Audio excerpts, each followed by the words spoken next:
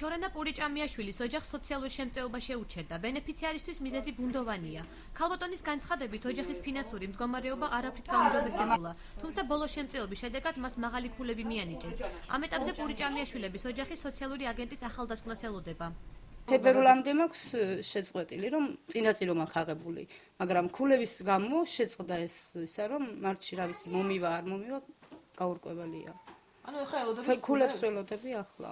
მაინტერესებს ეს მაღალი ქულები რომ მოდის, რატომ რისთვისა, ჩემი ელემენტარული საწოლი არ მაქვს და ისეთი რომ კარადაშიც არ მაქვს, რომ ტანსაცმელი შევაწყო. არ მაქვს საშუალება რომ ვიყიდო და დავდგა და ვისარგებლო ნივთებით. სოციალური მომსახურების სააგენტოს აჭარის ფილიალის უფროსის განცხადებით, ქულების მატება ოჯახში მხოლოდ ნივთების შეძენაზე არ არის დამოკიდებული. იგი მრავალ ნიუანსს მოიცავს, რაც აგენტების მიერ სისტემატური მონიტორინგისა და სხვადასხვა უწყების მიერ მოწოდებული ინფორმაციის სახით დგინდება.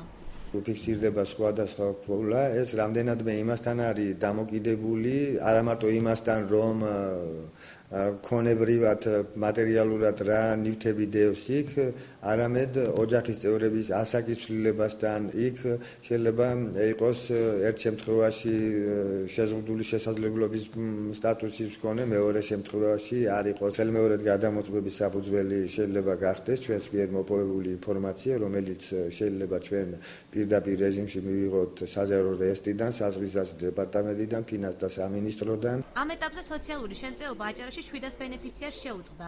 20,000 კი შეუჩერდა. სააგენტოში აცხადებენ, რომ შემწეობის შეწყვეტისა და შეჩერების მიზეზი ბენეფიციარების შემოსავლის დაფიქსირება გახდა, რომლის შესახებაც ინფორმაცია მათ საქართველოს ფინანსთა სამინისტრო მიაწოდა. შეჩერება გამოიწვია საქართველოს ფინანსთა სამინისტროს ერთიანი ბაზიდან მოწოდებულმა ინფორმაციამ ამ ოჯახებზე დაფიქსირებულმა შემოსავლებმა, რომლებსაც საშუალოდ თვის განმავლობაში და წლიურად დაუფიქსირდათ 200 მეტი და ზოგ შემთხვევაში რამდენიმე 1000 ლარით შემოსავალი. საქართველოს მასშტაბით სოციალური შემწეობა შეუწყდა 11,846, ხოლო შეუჩერდა 5,935 ოჯახს. მიზეზად საკუთრებაში სხვადასხვა მარკის ავტომობილის დაფიქსირება, ან სხვადასხვა უწყებაში დასაქმება სახელდება.